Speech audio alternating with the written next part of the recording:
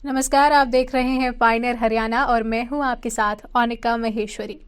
फरीदाबाद के डहकोला गांव में एक भतीजे ने अपने ही चाचा को तेजधार हथियार से हमला करके मौत के घाट उतार दिया। आपको बता दें कि चाचा और भतीजे में लाखों रुपए के लेन देन और जमीनी विवाद के चलते झगड़ा हुआ, जिसमें गंभीर चोट लगने के चलते चाचा की मौत हो गई।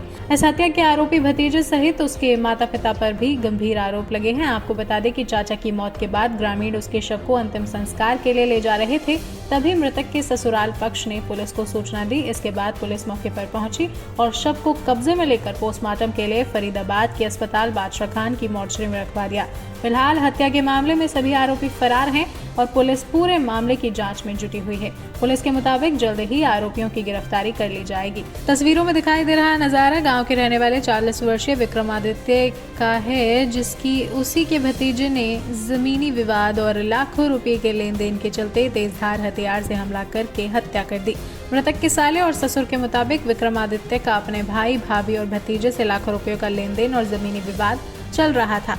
इसी के चलते उनका झगड़ा हुआ था और आज सुबह जब वे अपने खेतों पर गया तो वहां उसके भाई, भाभी और भतीजे से कहासुनी हो गई। इसी दौरान विक्रमादित्य के भतीजे अभिषेक ने उसके सिर में किसी तेजधार हथियार से हमला कर दिया, जिसके चलते विक्रमादित्य के सिर में काफी गंभीर चोट आई। हमले के बाद आनन फानन में विक्रमादित्य को अस्पताल ले जाया गया, लेकिन अस्पताल पहुंचने पर डॉक्टरों ने उसे मृत घोषित कर दिया। इतना ही नहीं, मृतक विक्रमादित्य के ससुर और साले ने विक्रमादित्य के परिवार और ग्रामीणों पर एक गंभीर आरोप लगाते हुए कहा कि इन्होंने इसकी शिकायत पुलिस को नहीं की और पुलिस को बिना सूचना दिए ही विक्रमादित्य का अंतिम संस्कार करने के लिए ले जा रहे थे।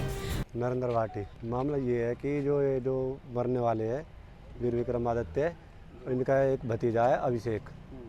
इनका चाचा भतीजों का आपस में पैसे का कुछ थोड़ा बहुत लेन देन था, जिसके थ्रू कल इनकी थोड़ी हाथापाती हुई। आज सुबह जब ये खेत पर गए थे जहाँ पे वो रहता है अभिषेक, तो वहाँ पे इनके पापा और इनकी मम्मी और अभिषेक ये तीनों एक साथ बैठे थे और अपने भैया से, इससे चाचा से लड़ने लगे। तो जैसे ही आपस में गुत्था पहनना हो रहा था तो पीछे से अभिषेक ने कोई पहना तेजधार हथियार उनके सिर में मार दिया और उनकी वहीं पे मूर्छित होकर गिर गई। उनके चाचा ताऊ के लड़के वहीं पे रहते थे खेतों पे ही, वो उन्हें ले गए वहाँ से हॉस्पिटल के लिए, जहाँ उन्हें मृत घोषित कर दिया। मुझे सुबह 8:30 बजे पता लगे थे कि तुम्हारे जो जीजा और तुम्हारे भांजा लगता है मेरा, वो उन दोनों के बीच हाथापाती हो गई और वो हॉस्पिटल को लेकर गए उन्हें। हत्या का अभी तक पुलिस को कोई सुराग नहीं मिला, लेकिन तेजधार हथियार था जो यहाँ से और यहाँ तक कम से कम 6 इंच लंबा था और उनकी आंख पे भी काला था। मतलब इससे पता लगता है कि उनके बीच हाथापाती हुई है और उनके लिसान पिसान कपड़े भी फटे पड़े हैं। पुलिस को शिकायत मैंने की थी सुबह 9:30 बजे। मैं घर से आ रहा था, मैं यूपी से हूँ, दादरी से। मैं रास्ते में आ रहा था, मुझे पता लगा कि उनकी मृत्यु हो चुकी है और वो उन लोगों को शमशान घाट ले जा रही है बिना पुलिस कार्रवाई के। मृतक का साला हूँ मैं। मेरे रिश्तेदार मेरा जवाई है, बड़े वाले भाई का लड़की भाई है।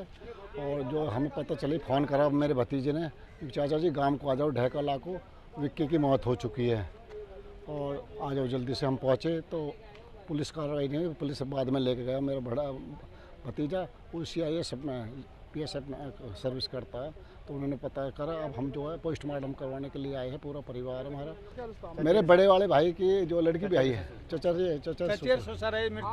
सूचना ये मिली मेरे भतीजे ने, जो बड़े वाले भाई के लड़के ने मेरे पास फ़ोन किया, चाचा जी ढहकोला को आ जाओ और विक्की की मौत हो चुकी है।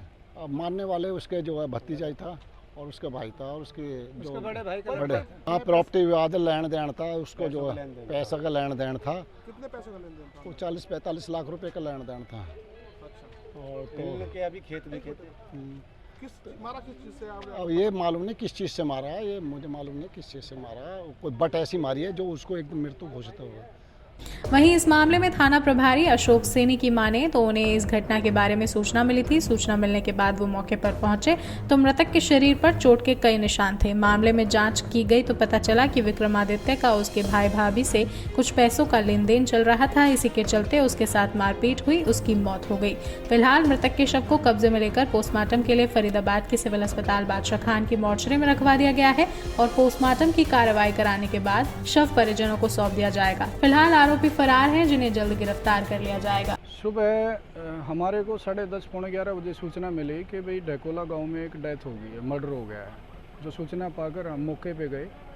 मौके पे जाने के बाद पता चला है कि भाई ये दो भाइयों का आपसी पैसे के लेन देन का मामला था।